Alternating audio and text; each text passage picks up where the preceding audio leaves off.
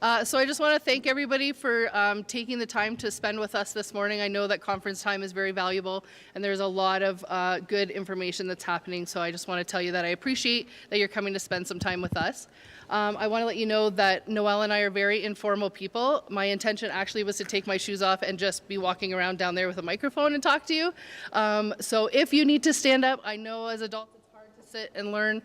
If you want to stand up and walk around, you want to get a drink, or you need to come and go, please feel welcome to do that. Like I said, we're very informal. I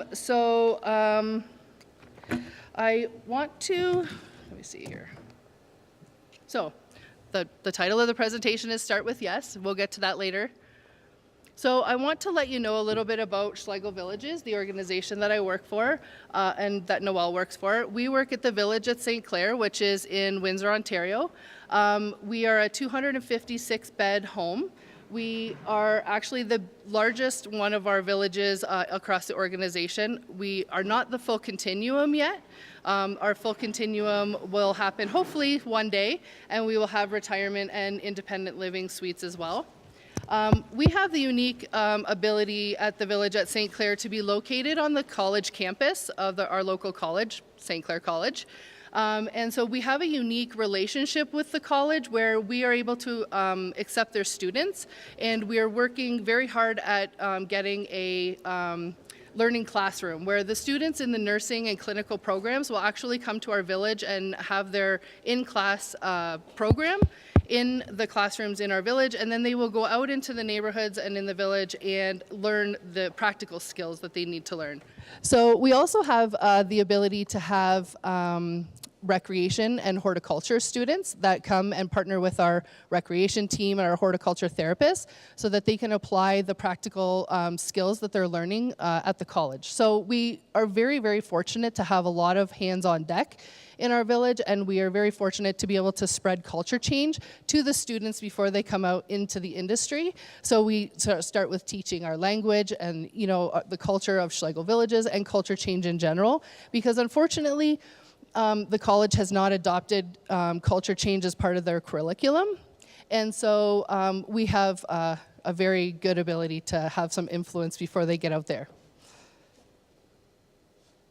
So this is the Schlegel family. I'm not going to talk too much about them, but Ron is seated in the front with his wife Barb, and he is the inspiration behind the culture at Schlegel Villages. We have 19 villages across Ontario, and our oldest village, I believe, is about 30 years old, and it's the village of Winston Park in Kitchener, Ontario.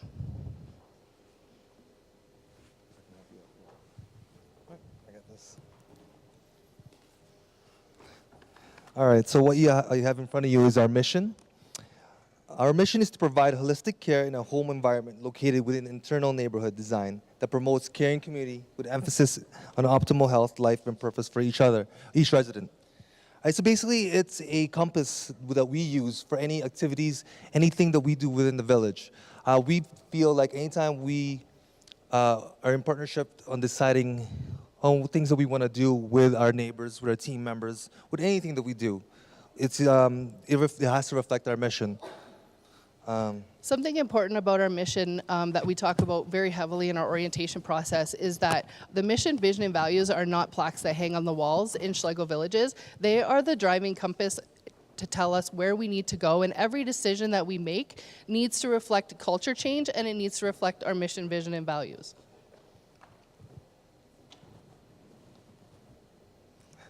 So a little bit about us. So my name is Candace. I started in the serving role 26 years ago, believe it or not, as a candy striper in grade 7. And so that was I don't think there is candy stripers anymore. I don't know if there ever was in the States, but in Canada we had a role where youth can volunteer and give back in their communities as a candy striper, and you would I would go into a nursing home at that time, and I would maybe read with one of the residents there, or I would assist them with a meal, or I would take them for a walk outside, those kinds of things. So at that time, I had a very eye-opening experience. 26 years ago, the homes in the area that I lived at were very institutionalized. very often there would be residents lined up in the hallways in Johnny shirts. They would be sitting in wheelchair circles in the living room, and at times it was a very intimidating experience. So as I got older and I went through high school, at the time I was lucky enough to have a program through the high school that I went to that I could earn a healthcare aide certificate. So when I graduated high school, I was able to start working in the industry as a healthcare aide. Shortly after that, the Ontario government changed the regulations and they made it so that you had to have a college diploma to become a PSW. So I went back to school, re-educated, and came back into the field. I knew that coming back into the field, I did not want to work in long-term care. I was terrified of working in that institutional model of care. I thought I cannot go into work every single day and treat people like they are not human beings and work in an assembly line. So I went into the community and started working in the community with adults with physical disabilities. Because I didn't like the travel, I decided to move into retirement, where I really found my passion. At the time, I was living culture change, and I had no idea what culture change was. I just knew that it was about good customer service, and it was about sharing my passion with people and treating people the way that they wanted to be treated. Not the way that I would treat my mom or I would treat my dad, but the way that they wanted to be treated. So from retirement, I went into long-term care. It was a tricky time at my life. My husband had just got laid off from a factory that he worked at for 13 years, and I was, to be quite honest, terrified about taking the leap into long-term care because I thought, what if I fail? So I did some research on Schlegel villages and I went for my interviews and I thought, you know, I work in a job already that I like and I would be happy to stay here. If I get the opportunity to work for Schlegel villages in long-term care, that would be great. But if I don't, I'm okay where I'm at. So I went for my interviews and I have to tell you, I can't believe that they hired me. I sat at my interview and I said to Shelley, who was the nurse consultant that was, interviewing me, I said to her, I have to be completely honest. I work in a job that I love right now, and if you are going to hire me to work in an assembly line institutional long-term care home, you are not hiring the right person. I am not going to be happy, you are not going to be happy with my performance, and this relationship is not going to work out. Little did I know, that was exactly what they wanted to hear. So I started working at the village of Aspen Lake in a neighborhood, and I worked there as a PSW for 3 years, and I loved every minute of it. Well, not every minute, but most of the minutes of it. And then when we started at the village at St. Clair, I was able to apply for an opportunity to be a neighborhood coordinator. So the neighborhood coordinator role is not unique to Schlegel villages, but it is unique to long-term care in our province. So as a neighborhood coordinator, my role is as a human resource generalist, where I support my entire team, and that means the whole discipline. I support the housekeepers, the recreation team, the dietary team, the nursing team, the families, the residents, everybody who has an interest in my neighborhood. I am the person who supports them. That's me. You know, the funny thing is, I've heard that story before, but I love the way you explain it. Every time it's brand new to me. So my name is Emmanuel Erum. Nobody calls me that other than my mom. Everybody knows me as Noel. I'm the full-time recreation aide in one of our neighborhoods in the village at St. Clair. My story is a little shorter than that, but I moved to Windsor when I was 20 with a car, a backpack, and a TV, and just basically went down and tried to figure it out. Anyway, so I ended up getting a job with the school board as an educational assistant working with kids with disability. Did that for about 6 years. Loved it, loved every minute of it, loved everything that I could do. I worked on mainly high schools and participated with volleyball teams, participated with basketball teams. Anyway, so after 6 years, something was lacking, and I just needed a little bit of a change. So much of a change that I just put that all aside and decided to drive a truck. So I'm very new to long-term care. I've been working for a village at St. Clair for 4 years. I feel like that's very new compared to everybody's wealth of knowledge. I'll tell you a story that I tell these guys all the time on how I got this position. I was driving a truck, not a big 18-wheeler, but also more of a pure layer type truck, side door, delivering uniforms, delivering towels. And, I enjoyed it. It was good money, paid the bills. But I just needed a little bit of change, a little bit of change. So one day, my wife had mentioned there was a job fair for Schlegel's villages. They're hiring X amount of jobs. You should go and apply for the housekeeper. Like, you know what? Well, I'll apply for the housekeeper, why not? So I dust up my old resume, put, random things in there, and hopefully it makes sense. Very informal, like I said. And walked into the door. So initially, I walked there, bringing my truck in the parking lot. And the line was too long. It's like, oh, the line's too long. I'm gonna do my deliveries, do my job, do my work, and then come back. And if it's, if it was meant to be, it's meant to be. So around 4:30, I think they were closing up. I come back, and there was 2 people online. I'm like, okay, I'll give this a shot. So I walk in, I meet one of our team members there, Haley, actually. So she listed off, looks at me, goes, hi, how you doing? A year for RPN, RN, housekeeping, or recreation. I was like, recreation? I went to school for that years ago. 2 years of that, enjoyed it, loved it, and we'll try it out. So here I am with my resume ready to apply for a housekeeping position. I'm like, you know what? I'm gonna go apply for a recreation aide. Why not? We'll see how it goes. So I sit down, don't wait too long. I meet a wonderful lady named Hannah Reno. She is definitely the reason why I still work at Schlegel's Villages and who inspires me every day.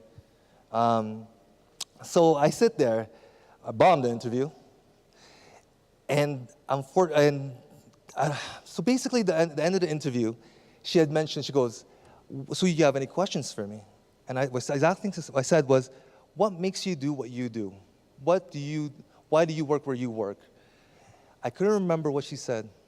I couldn't remember what was the story, but I do remember how she made me feel. It made me feel like I want to be a part of this. It made me feel that I need to be a part of this. But after she told me the story, I said, I don't care what I do. I'm going to volunteer for you. I'm going to work part-time for you, or preferably full-time. But please hire me. And then here I am. And when you see some of the things that Noel is doing in the village to support our neighbors, you are going to think to yourself, what a waste of talent, all the years that he spent driving a truck. So, in this session, we hope to share with you our culture change journey, how it began and how we got where we are. And remember that it's about the journey, that it's not a destination. Culture change is something that we're going to be working on hopefully forever. We're going to give you some real-life examples of things that we're doing to change culture at Schlegel Villages, and we're going to give you some of our successes and failures, because certainly no new pilot project or no new initiative is without failure. And then we're going to hopefully give you some resources and tools that you can use to implement in your community and take back and share with your teams. So first I want to talk to you about the typical organizational structure of most long-term care homes. So the current structure of a long-term care home is usually the owners and stakeholders at the top, all of the senior management and VPs, next in line, then the administrators on a facility or village basis, and then you have your department heads who support their disciplines, right? So the director of recreation would support the recreation team, the director of food services supports the dietary team, and then you have your direct service providers, which are, the people that have been putting these ideas to the pavement. So at Schlegel Villages, we've actually turned that organizational design upside down. So we know that part of culture change is putting our neighbors first and putting their interests first and what their wants and desires are. So they are the stakeholders whose opinion means the most to us. So we're going to put them at the top of the structure. We're going to have them driving every initiative that we do within our organization so that we can always have that focal point and stay where we need to be. The next would be our neighborhood teams and our recreation team and dietary team and food services team. So as a neighborhood team, they would work only in their neighborhood. Usually we have consistent assignments. So each team member is directly supported by one neighborhood coordinator and one director in that triangular kind of relationship. and they would support the team within their own neighborhood so that we can build those relationships with our families and we can build relationships with each other. It's much easier when you have a sick call to put a face and a story behind why that person is calling sick and having empathy for someone and being able to pick up a shift. If I have a relationship with Noel and I know that he's not feeling well or he has an ill mother at home and he needs to have the day off, it doesn't affect our morale the way that it would if I didn't have a relationship with him. And I'd be more willing to pick up a shift, let's say. So after our neighborhood teams, we have our village leadership team. So the leadership team would consist of neighborhood coordinators and department heads. Then at the bottom of the triangle is the support office. So traditionally you would have like a head office or a home office. Our support office, their whole role is to provide resources and tools to us and to support us on a village level so that we have everything that we need to make sure we are creating the best experience for our neighbors.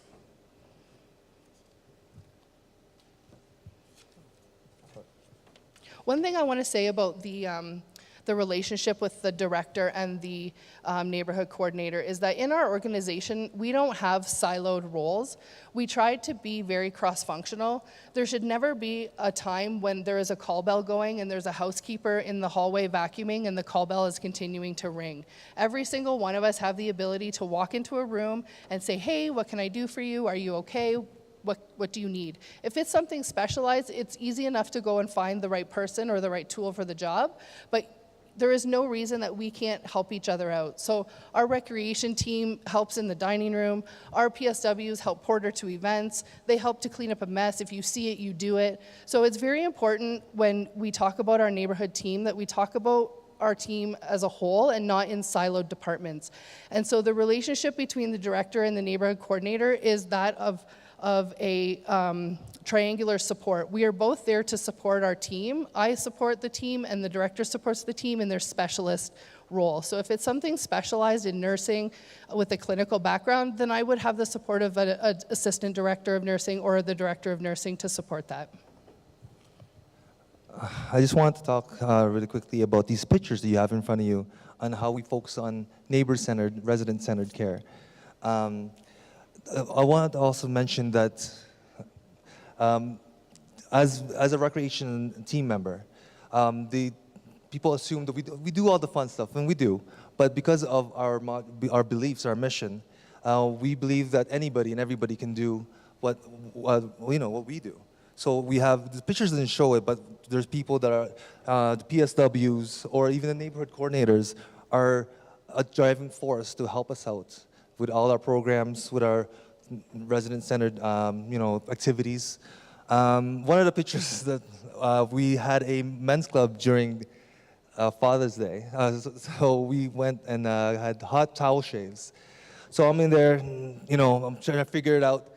YouTube how to do it properly, how to make activities successful, and it was a success. I mean, people bought into it. A lot of neighbors.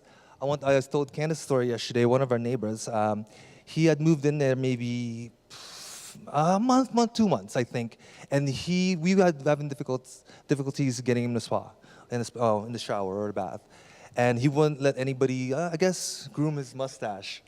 He had a lot of pride in that mustache. Yes, absolutely. But it needed a little bit of trimming, right? I don't have a mustache. I wouldn't know, but so I heard. So, and after the hot towel shaves, the beautiful music playing, we had a recliner chair that we borrowed from the salon.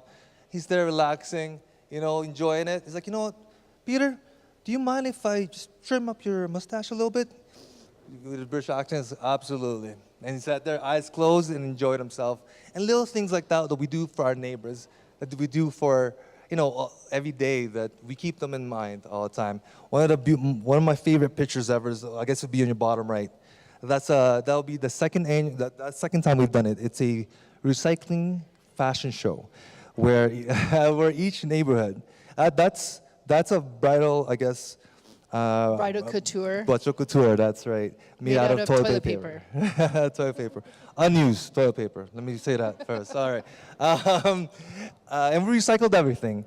Man, so anyway, so that event, the second time we've done it, and the whole village takes part in it. There's 8 neighborhoods.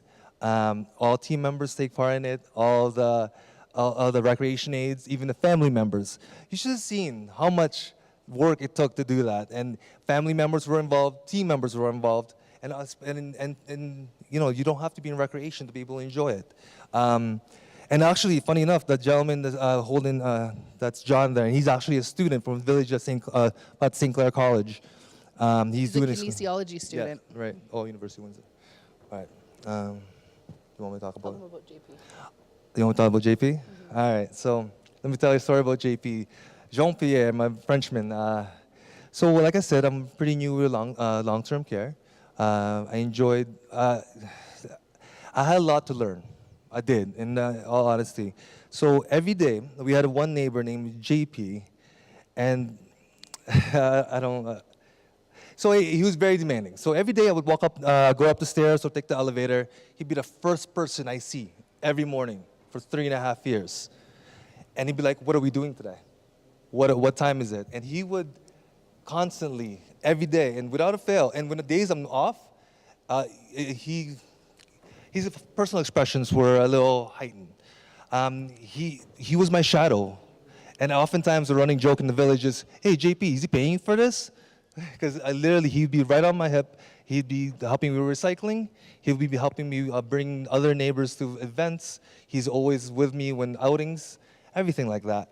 I have to tell you, when you see Noel and JP come through the village, it is like the party train. Oh. They have an iPad with a speaker, and they are blaring AC/DC or Aussie, and they are coming through the village collecting all kinds of recycling, and everybody just wants to start a conga line behind them because it is so much fun to watch the pride that JP has when he comes through the neighborhood, that sense of purpose that is created for him so that he can give back to the community that he lives in is so important. And the sense of ownership that he has for that program, right? And when he tries to recruit people like, "Hey, you want to come with me? We're collecting cans today," or "Hey, you want to come with me? We're collecting office paper today." It's really, really great.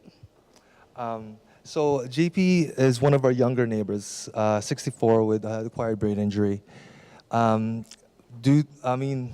Nature of long-term care. I guess, what's the word? Progression of The his progression disease. of his disease. He's declined the last month or two. And I remember we were having one of our shift reports, and I sat there and I was really thinking about it, and I just blurted it out and explained to my team members, you know, every day JP used to, he kept me on time, and he held you accountable. held me accountable, and he really taught me. Anyway, long story short, he's no longer able to help me with some of the recycling programs. He's unfortunately in the transfer chair, and he's rapidly declining. And I didn't realize how much he made me a better person. He made me a better recreation aide, and he kept me. He made me better what I did, because I really didn't know what I was doing in the beginning. I had to, research a lot, and I had to figure it out. But whenever he wasn't happy with a program, he's like, "Noel, that doesn't work. Next." And I had to have a plan A, B, or C sometimes. And and unfortunately, like I said, he's unable to do those things that he used to do for me, with me. And it breaks me up every day seeing it. But at the same time, it gives me an opportunity to share this story with you guys and how much he's affected me personally and professionally. And that's part of culture change, right? That reciprocal relationship that we form with the people that we are care partnered with. They care for us too. It's not just a one-sided relationship. JP held Noel accountable. He was able to say to him, "You know what, I don't like the program that you're doing, or this doesn't really reflect what we want to do in our neighborhood. So I think you need to step up your game, Noel." And so because of that reciprocal relationship that we build, because it's driven by culture change, Noel is a better recreation team member today, and JP has a better experience living in the neighborhood that Noel works in, right?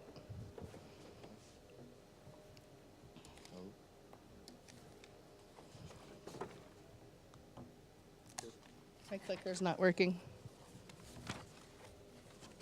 There you go. Perfect. So at Schlegel Villages in 2010, a representative from each of the villages came to a leadership retreat that is hosted every year by our organization. And they worked through appreciative inquiry with Jennifer Carson, and they came up with the aspirations that you see here. So each of our villages have village advisory teams, and the role of the village, well, I'm getting ahead of myself. So the aspiration statements are sort of like a compass within our neighborhoods and within our village. So each long-term care and retirement choose aspiration statements that they want to focus on for that operational year, and they use those to drive initiatives in their village. Do you want to talk about which ones we're working on? So, as a village, we are working on, initially we started working on promoting cross-functional teams. Now, we felt like as a village, it was, we did very well on it. And so we decided to work on creating opportunities for meaningful shared activities, connect research and innovations to village life, fostering authentic relationships, and promoting neighborhood empowerment. Those are the 4 that we're working on as a village. So as we go through the presentation, you'll hear some of the examples of how we're living those aspirations in our village.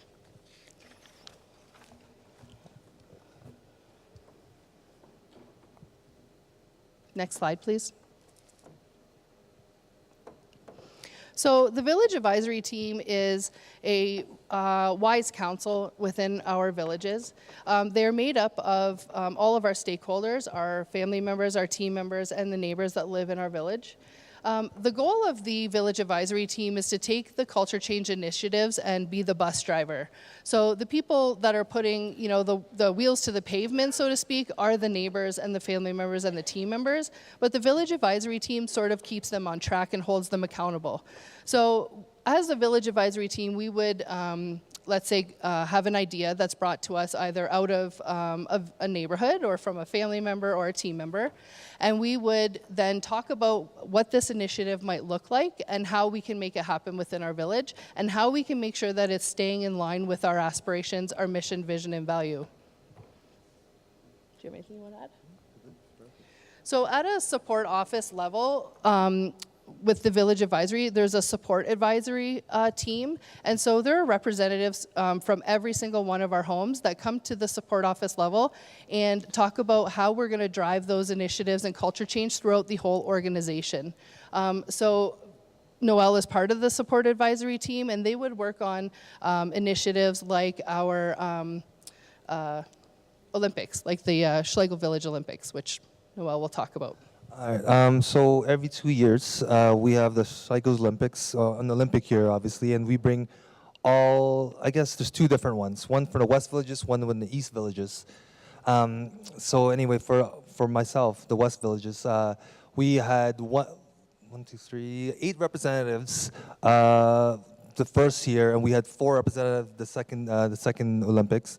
So on a village level, we hold a Schlegel Olympics within our village, and so our neighbors will compete at events. And I have to tell you, every single neighbor comes out of their neighborhood onto Main Street to see this happening. It is so much fun. You should see the cheering. Like, there are squads of cheerleaders that will encourage other neighbors. Family members come out for it. Our volunteers are out for it. It is like a huge event within our organization. Right. And we have our own, costumes. And this year for my neighborhood, we were all for the Fighting Irish. Everybody was wearing green, face paint, all that stuff. One of the neighborhoods, they made Pikachu hats. And it was amazing. Every single neighbor that was able to come was in Main Street and participating in the opening ceremonies. We have fake lighting of the flame, I guess, stuff like that. And like I said, it's just an amazing event where everything brings back to the whole saying yes. And somebody had mentioned it, somebody had wanted to do it, and we're like, why not? Why not? Why can't we do it? And it's helped our village, our organization, to really strive. And it's not just about having fun, right? It's about keeping older adults physically active and engaged in the communities that they live in. They may not want to participate in the actual event themselves, but they might want to just volunteer for cleanup, or they might want to volunteer to help bring other people down, or be those cheerleaders for the neighbors who are participating in the events, right? So it's all about creating that community atmosphere and driving culture change through events like these that are so important. So at your tables, there is a sheet, and it talks about what initiatives you're working on within the community that you work at. So the point of the exercise is to share what is happening in your village or community with the people at your table, and then we're going to come around and share those so that hopefully we can pick up some takeaways that are happening in other organizations. So we'll give about 10 minutes to do this. Thank you. Does everybody have this sheet on their? Oh yeah, if you don't have a sheet, let me know. Let us know.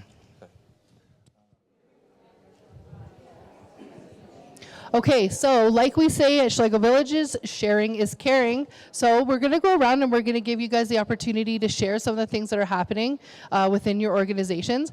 We're going to try to focus maybe on about half of the group, and then with the next group exercise, we're going to have the other half of the groups share their information. So is there anybody who has really great ideas that they're excited about sharing? Who'd like to share? Okay, I'm just going to pick you. Okay, so someone at your table want to talk about what you're doing in your organizations.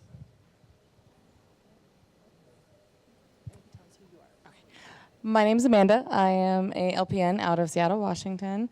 And we, in the month of August, do a free concert series for our community. So we've had the Abergraphs came, we had a Elvis impersonator, and we have 2 more coming up. And they do a big barbecue, and then they block off our whole parking lot, and they have like a bounce house for the kids, and they invite the entire community to come out and help support our facility and just have a good time. All right, who would like to go next? Which table? Did you? Oh, sorry, more there? Oh, perfect. My name is Nina Lewis. I'm the Executive Director of Healthcare Services. So in essence, I'm an administrator at our community in Arizona. And one of the things that we do is a Senior Olympics. We actually gather a few of our nonprofit communities out there in Arizona, and we meet at a massive church. And we perform different competitions with our seniors from independent living, assisted living, and skilled nursing. And they compete in things like walking around the tracks, trivia, Wii games, anything that you can think that a senior can do, we try to do for them, and then they earn a little trophy and bragging rights for the rest of the year. There you go. Hey, get competitive, right? That's right. Okay, Noel, you want to grab a table? Anybody? Oh, you. So my name is Pamela. I'm with Ingleside at King Farm in Rockville, Maryland, and we are absolutely blessed to have a very vocal and active independent living community that surrounds our healthcare center, and they take an active role and talk all about how they can participate in the culture of the healthcare center. So recently we're working on starting a book group about culture change. So we're going to be coming together, led by a resident who will be reading a culture change book, and we'll all be exchanging ideas about what that means in that book. And the staff will be attending, residents will be attending, our vice president of operations will be attending in that book group. And then we have different types of even just day-to-day experiences that independent living residents lead. We have one woman who takes a really large role in our pet therapy program and escorts all of the dogs that come into the healthcare center and greets them at the front door and goes around and visits with them. So it's great to have such an active independent living community that supports us. Awesome. Very good. Anybody else at that table want to share? Sharing is caring. All right, we're going to go to this table. I'm going to try not to move around too much. They're recording us. Oh, yeah. So if someone here wants to share what they're doing at their organization, if you can introduce yourself, tell us what your role is, and what some of the ideas you guys talked about are. Okay. You just got voluntold. All right. Candace Russ wants to speak after too. My name's Hannah. Is this on? Yeah, okay. My name's Hannah, and I am from Manhattan, Kansas, and I work at Meadowlark. You hear that?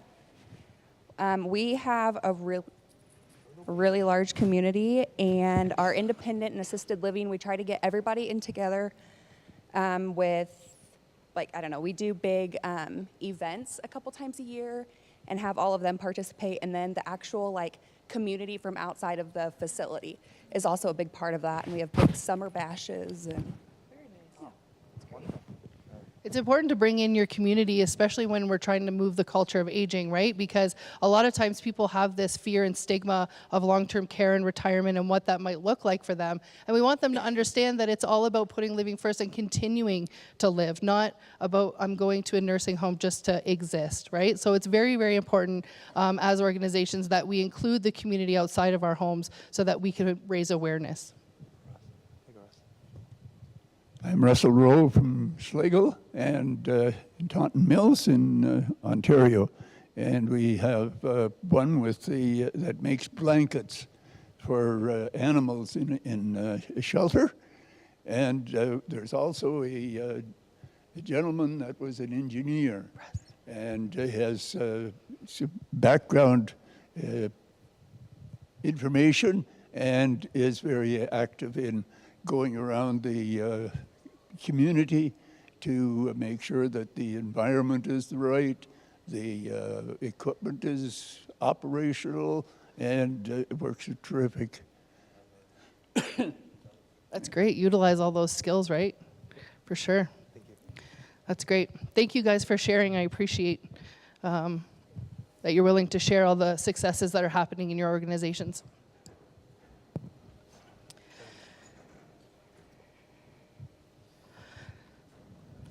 So, Noel and I are going to share some of the initiatives that are happening within our home and within our organization, and hopefully give you some ideas and some inspiration to bring back to your villages or communities.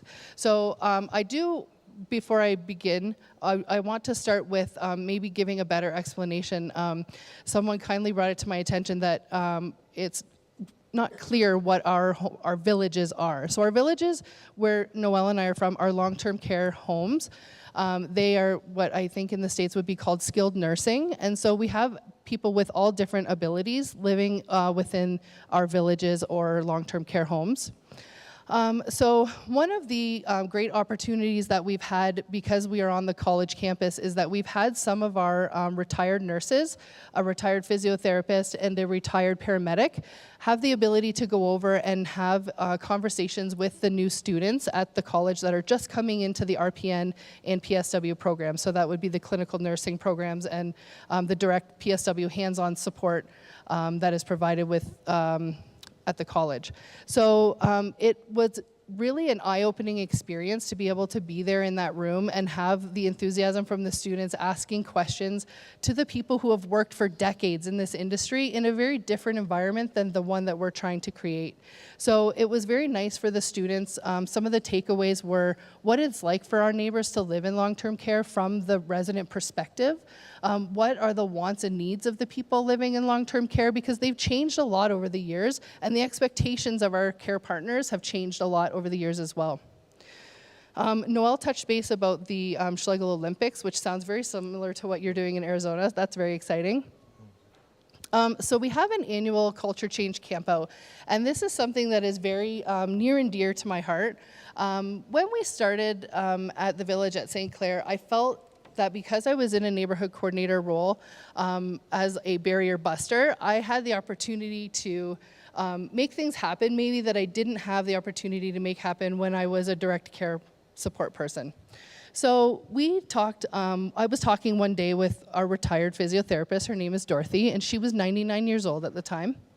And I was just having conversation about, where did you meet your husband and what did you do for a living, those kind of conversations. And she touched base on the fact that her and her husband absolutely loved camping. And they loved to camp throughout Ontario, and it was something that they did. They didn't have children together, so they just liked to spend time together out in the wilderness, having a good time. So she said, one thing that I felt a huge loss moving into long-term care was that I no longer have the ability to go and do those kinds of things that I want to do. And I said, well, do you want to go camping? And she's like, well, I'm too old for camping. Like, I can't go camping. I'm in a wheelchair. How am I going to go camping? I can't sleep in a tent. I wouldn't be able to get up off the floor. And I said, Dorothy, I'm sure that we can make this happen, right? So in that moment, I thought of Bob Callanan, who years ago was part of our support office team. And I had a conversation with him during a job shadow where he said to me, just start with yes and go from there. That's all you need to do. Don't ask for permission. Ask for forgiveness later. If you mess it up, it's going to be okay. We're here to support you. So I thought, you know what, Dorothy, let's go camping. I like camping and you like camping. There's 256 people live here. Why can't we go camping? So we brought that idea to the village advisory team, and we had a conversation, and there were lots of moments during those conversations where we thought, you know what, I don't think this is going to happen. There were family members who We questioned thought, ourselves a few times. yes, and there were family members who, had private conversations with us and were like, I think you're being really irresponsible. Like, you're taking people who are, fragile health outside of an environment where they receive nursing and medical care, and you're taking them out to a campground where nearly anything can happen. And I said, to this one particular family, because their dad was living with dementia, and the son was the POA, and he is like adamant that his dad and his mom also wanted to come camping, by the way. She also lives at the village. And he's like, I don't think this is a good idea. You guys are being really irresponsible. And I said, you know what? Can you imagine if your parents, when you were a child, held you back and said, never, ever take a risk? Never, ever go out there and play baseball? You could get hurt. You shouldn't do that. Don't ride the bike. You could fall off. Can you imagine what your life would look like today if you never took a risk? And so eventually we had more conversation, and I said, just because your dad is living with a dementia diagnosis doesn't mean that he is unable to make decisions for himself. He might not be able to pay his phone bill this month because he can't remember to do it, but he can certainly remember that he wants to go camping. So at the end of the day, with some convincing, he allowed his mom and dad to come camping with us. And I have to tell you, our inaugural campout was a bit of a nightmare. It was a lot of fun, and our whole motto through the entire campout was, we're making memories, because it was a little bit of a mess. So it was a struggle in our community to find a campground that, first of all, was even handicap friendly, let alone accessible. So obviously we weren't camping in tents. We rented some cabins that had ramps, and we could get the wheelchairs into the cabins, but they had bunk beds. So how do you put your neighbors into a bunk bed? That was a challenge that we had to overcome. So Noel had a great idea. He was a truck driver. He's like, let's rent a U-Haul and bring their own bed. Yeah. I'm like, are you kidding? Yeah. So we cleared everything out of the cabins, and this took a lot of hours of preparation, but we cleared stuff out of the cabins. We brought some hospital beds with us so that people could have the comfort of their own bed, and we brought total mechanical lifts because we didn't want anyone to feel like because they were in a wheelchair or they had a different ability from someone else that they would now be excluded from this opportunity. So our first campout was a great experience, but it was a lot of work. None of us slept for 2 days. We were all exhausted and delirious by the time we actually came home.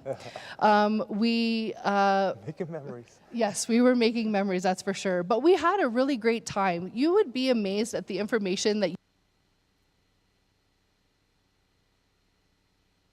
your hand. So our neighbors were up till 1 a.m. playing Cards Against Humanity, saying things I never ever thought I would hear come out of their mouths. They were having drinks around the campfire. We sang campfire songs. We cooked our own meal. We prepared our own meal. We cut all the peppers and all the meat for the shish kebabs, and we cooked everything ourselves. And it was an amazing experience. We had a lot of really great takeaways from that experience with our neighbors. And we also had a lot of moments where we were like, you know what, maybe we were a little irresponsible with this first trip, right? We brought a registered nurse. So one of the registered nurses that came with us was like, okay, well, I'm the only one here, so who's going to work midnights? And I'm like, we're not working midnights, Brandon. We're sleeping. That's what people do at night. They sleep. Yeah, well, you have to do rounds. I'm like, we're not doing rounds. You don't do rounds when you go camping. We're sleeping in a cabin. Like, if somebody gets up, we'll hear them. It's fine. So another story I want to tell you about our campout was that first year we had Wilf and Jean. Yes. Wow. We took 12 residents with us. And we took 8 team members. Yep. Yes. So we took a couple with us, and Wilf, like I had said, was living with dementia, and Jean was not. And so because of some of the needs that Wilf had, he was living in a different neighborhood by choice from Jean. So they had chosen to live in separate neighborhoods. So we took them camping, and they had their own room in the cabin, so they had a bed together. And Jean had said to me, going into the cabin, she looks at me, and you know that look from one woman to another, and she says, you know what, I'm really nervous about sharing a bed with Wilf tonight. And I said, you know, it's going to be okay, Jean. And she's like, I haven't shared a bed with Wilf in years. Like, I don't know how this is going to go. I'm like, it's going to be fine. Don't worry. Do you want to sleep on one of the bunk beds? And she's like, no, it's okay. So she shared a room with Wilf. And in the morning, well, it was the middle of the night, Wilf wakes up and needs to use the restroom. So I get up, and I'm standing in the washroom in my pajamas, and you know what people look like when they're asleep. I have no glasses on, my hair is a mess, and I thought, I have the best job in the whole entire world. I am standing here in my pajamas with Wilf in the washroom, helping him, and he's gonna get to go back, and he's gonna lay down next to his wife on a camping trip that they never thought that they would be able to have. And so I bring Wilf back into the bedroom, and by the time we get back into the bedroom of the cabin, he has forgotten that Jean is there. And so he opens the door and he's like, oh, hi. And she looks at me and she says, if he doesn't settle down, you're gonna have to take him out of here. And I'm like, don't worry, Jean, we got this, don't worry. So I stayed outside the door for a few minutes and just waited to make sure, Wilf settled down and got back to sleep and everything was fine. So in the morning, Jean got up and she's like, you know what? I forgot how much I missed having my husband next to me. Like, I forgot what it's like to sleep in a bed by myself and not have my partner there with me. And in the morning, we were able to provide them with the breakfast that they wanted. They got to choose before we left what kind of breakfast they wanted. They had the whole cabin to themselves, have romantic breakfast. Our team members served them. And it was like an incredible experience. And if you ever get to have the experience to create an opportunity like this for your neighbors, I would really recommend that you do it. I can guarantee that you are going to take as much from that experience as your residents do. So, and we've continued doing it every year, and there's been challenges. We continue to rent U-Hauls. The ramps leading up to the cabin, we've asked a couple of times if they could get rid of the gravel and put some cement, because the gravel, the chairs just, kind of sink into, and sometimes it's difficult and there are some challenges, but it is absolutely worth the investment in time that you're gonna give. And I'm proud to say, I like to think that I had some kind of inspiration to Schlegel Villages, that since the beginning of our culture change campouts, they have since purchased a campground. And so we are working, yes, it's awesome. I can't believe that they've done this. And so they're working very hard at making this completely accessible campground, open to families and seniors, so that everybody can enjoy this opportunity together. And our last culture change campout, one of our neighbors, Darlene, her family has always had like a camper and a seasonal camper at a campground. And Darlene used to love to go to this camper. And so her family decided not to tell her that they were coming camping, and they actually came camping and surprised her at the campground, and she was ecstatic that her family took the time to come and spend a night with her in the campground and make that memory with her. So it's awesome to be able to be the resource that can provide an experience like that. And that's what culture change is all about, right? Absolutely. So I want to talk about intergenerational programming. Unfortunately, I'm going to have to read verbatim one of the articles written by our Christian Partington. Would you say? I mean,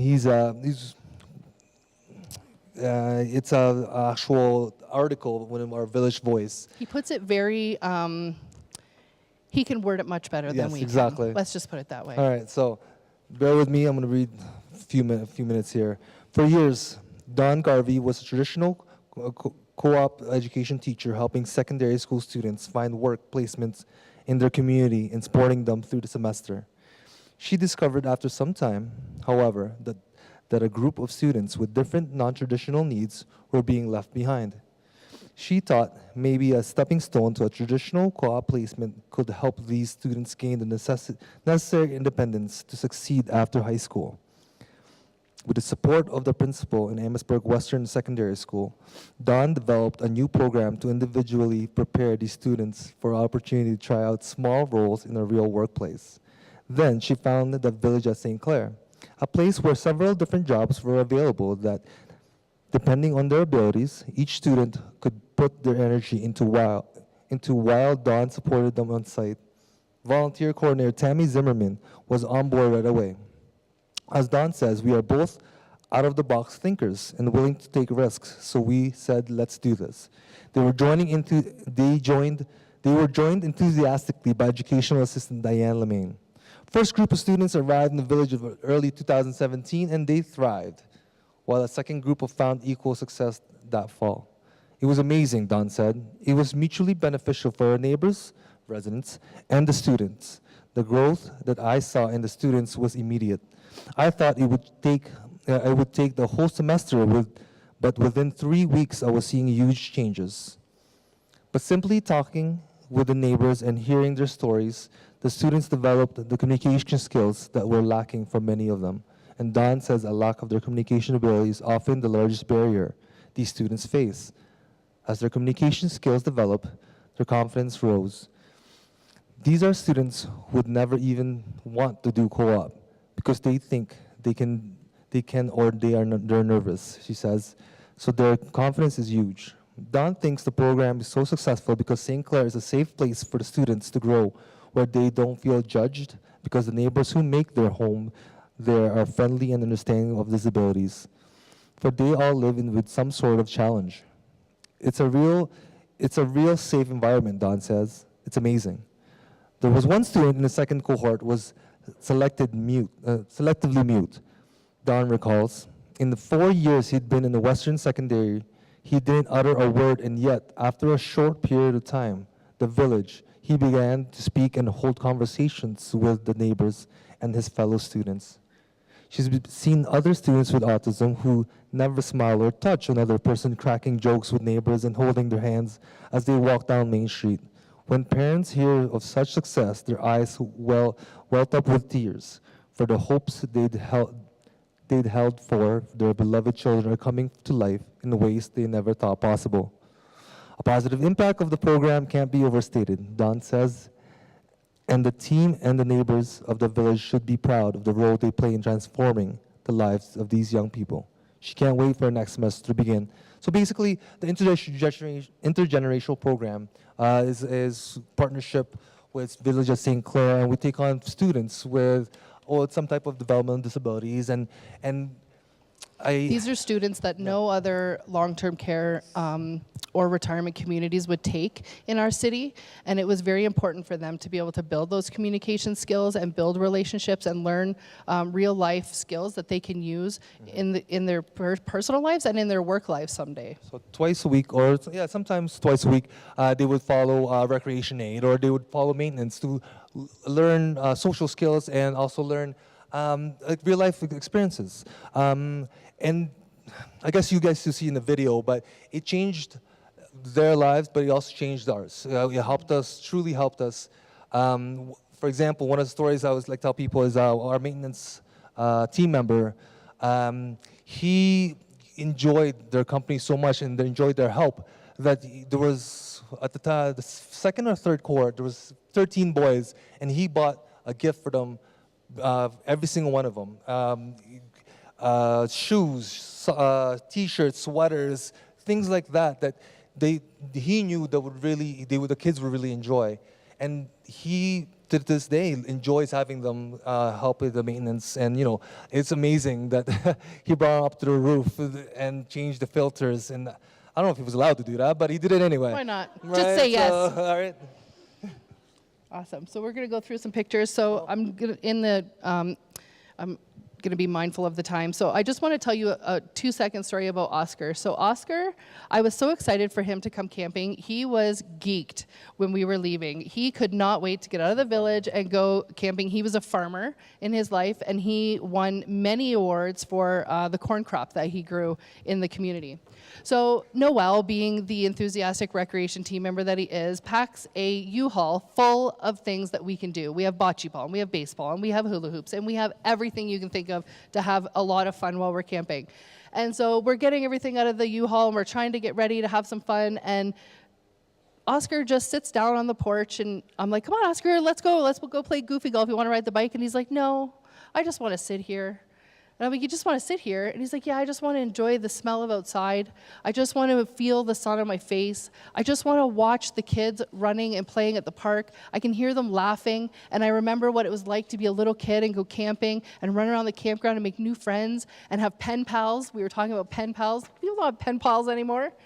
It was awesome. And it just taught me that all the things that we think that we're doing that are so great, we're creating all these experiences, we have to remember to put our neighbors first. We have to remember to come back and ask them, what do you want to do? All Oscar wanted to do was hang out and have some peace and quiet and just enjoy his surroundings. This is Barb and Charlotte, and it looks like a stock photo, but it's really not. They are enjoying a bike ride together. And I have to tell you, I'm not old by any means. I'm probably not even halfway through my life, but seeing the full circle of my career, Charlotte was my high school gym teacher, and never in my wildest dreams did I ever think that I would be working in the village that she lives in, and that I would be taking her on a camping trip and supporting her with it. So it's really cool to have roots in your community and be able to have those relationships. So this is our group, our most recent group. Unfortunately, I didn't get to be in the picture because I had food poisoning from something that I ate the day before and had to leave in the middle of camping, because you don't want to have that while you're at a campground. And so this is the group. And as you see, there are lots of people with different abilities in this picture. And we worked really hard just to make it happen. And we were not willing to let anything stand in our way in order to make sure that the people who wanted to go got to go. So these are some quotes from some of our students. This is Josh, and we went out back to their school in the community, and we asked them if they could just give us a little bit of feedback about their program so that we could share it with you today. So Josh's quote is, "I liked meeting a whole bunch of new people." Josh was someone who was living on the autism spectrum and would not allow anyone to touch him.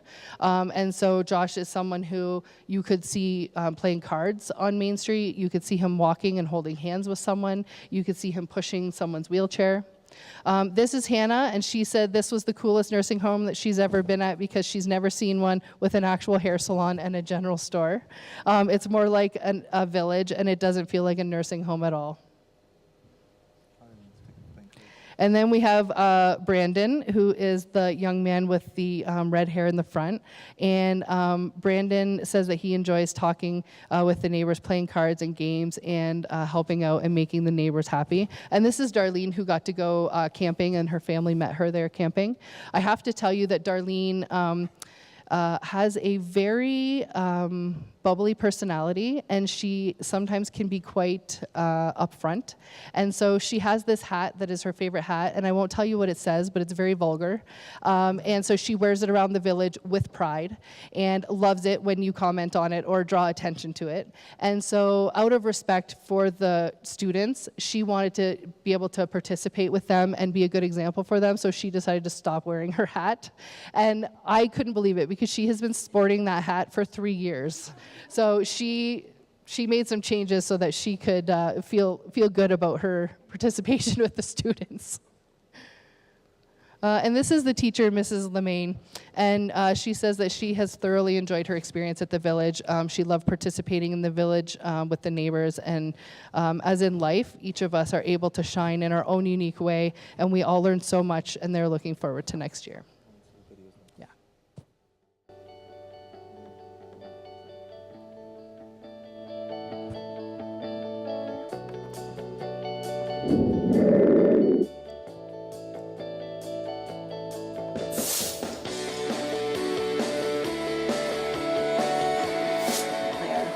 Immediately, I thought it was going to be like a hospital atmosphere, but as soon as I walked in, it wasn't. It was like I was walking into a small town or a community. I thought they were going to just be like sitting around in their rooms with their doors closed, not really doing much or anything, not really moving around. But then we went in, it's like, oh, they're doing like stuff with the pool noodles, or they're actually doing like some walking around. They get to go outside.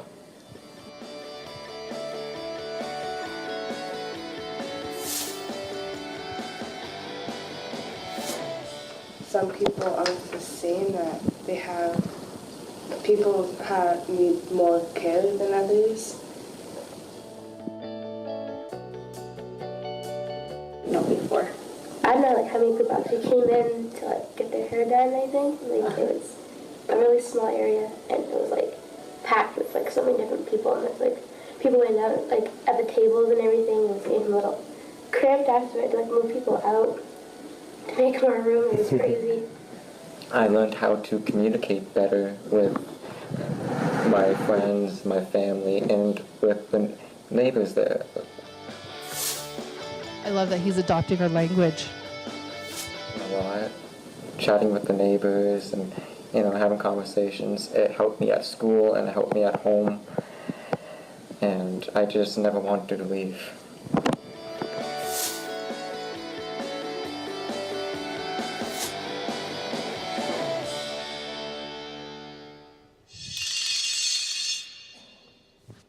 It was such a pleasure to have them as part of our village. Hi, my name. So this is a little video about spiritual grandparenting, and Kay is one of our spiritual grandparents. So spiritual grandparenting was a program that was started in the village with our chaplain here, Derek, and the purpose was to recognize people in our village, whether they live there or work there, that were having some struggles maybe in their life, and just being able to reach out and say, hey, I'm here for you. Not everybody has a grandparent in their life, and grandparents play a very important role in our lives. So it was an opportunity for our neighbors to give back to our team and to other neighbors, and it was an opportunity for our team members to be appreciated and recognized by our residents. Hi, my name is Derek Davis, and this is Kay Brown, a neighbor in Erum. And what we'd like to do is have a conversation about spiritual grandparenting.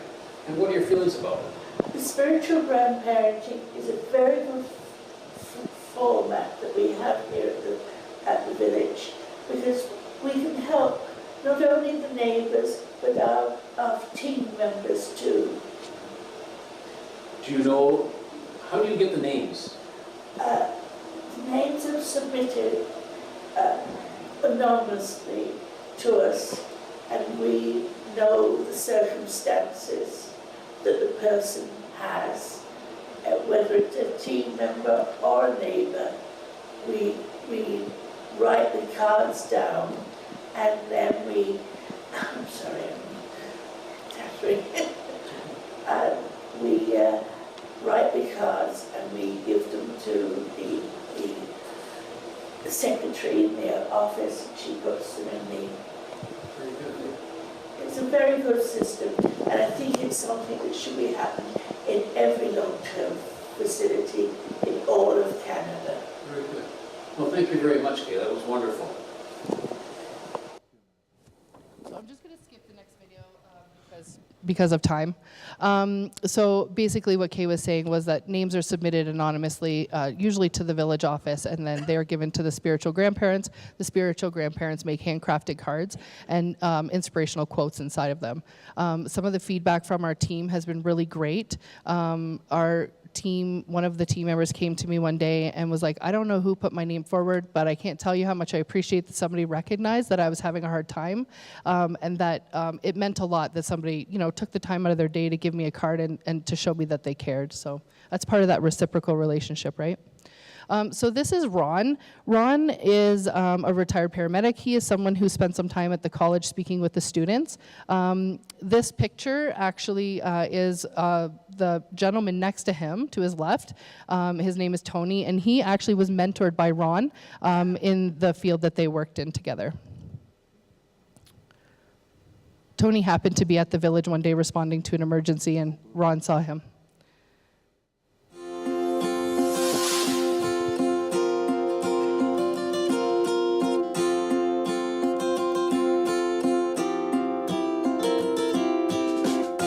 This is Ron at the Java Mentor program, and this is our Pursuit of Passions, where he shared his love of photography.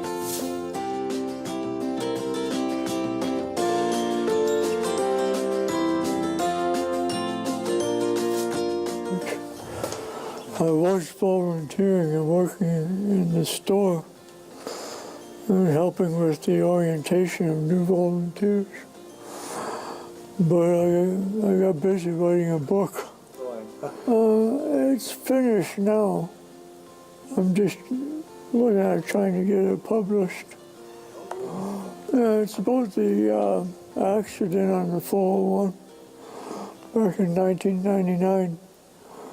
The one with the fog. Absolutely. And there was 87 vehicles involved. 8 people were killed, and 45 were injured. Plus, I also attend the Residents Council. So I need to let you know that Ron is heavily involved within our village. Like he said, he volunteers at the general store, which he's kind of stepped away a little bit. He started writing a book, like he said, about his experience as a first responder. Ron is living with Parkinson's. He has a diagnosis of dementia, and he is also living with post-traumatic stress syndrome. So he enjoys staying very involved in the village so that he can still use all of the abilities that he has and all of the knowledge that he still has to share with us. So we're going to skip the activity because I'm standing between you and lunch, and I don't want to hold you up. So we're going to skip the activity, but maybe take back to your village or your community some of the ideas that you've had here. We're going to skip the sharing of what you've learned as well, because I think we're at the time. So these are some of the resources that you can look at for the Research Institute for Aging, schlegelvillages.com and thepioneernetwork.com. There are a lot of really great resources on these websites. So one thing that I would encourage you, if you want to hear about more culture change initiatives, I would go to schlegelvillages.com. There you can read some of our Village Voice stories about what's happening across our entire organization and maybe get some ideas that you'd like to bring back to your own organization. Does anybody have any questions that they would like Noel and I to answer? Or do you have any advice for us on culture change?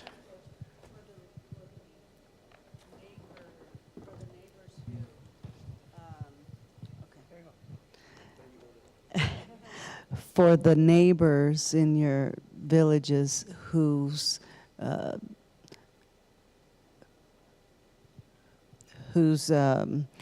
aren't able to go on these camping outings, if you will.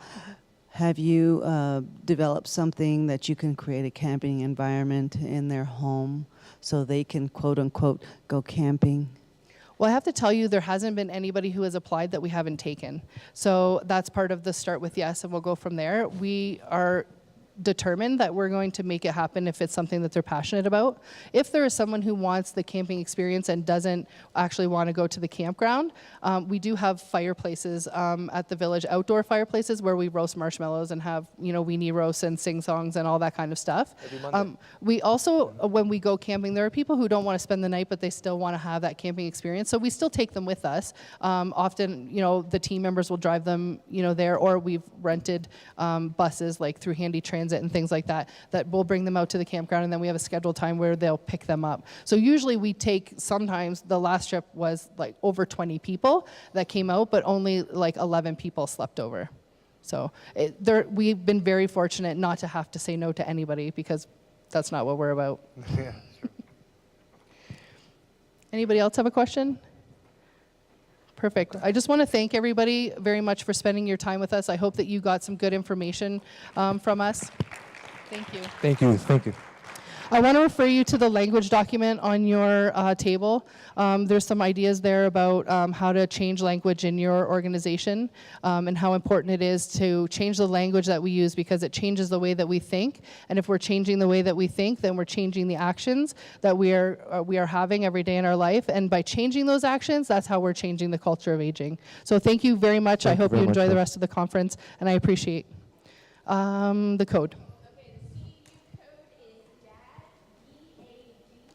DAD, D-A-D. Thank you all very much. Enjoy lunch.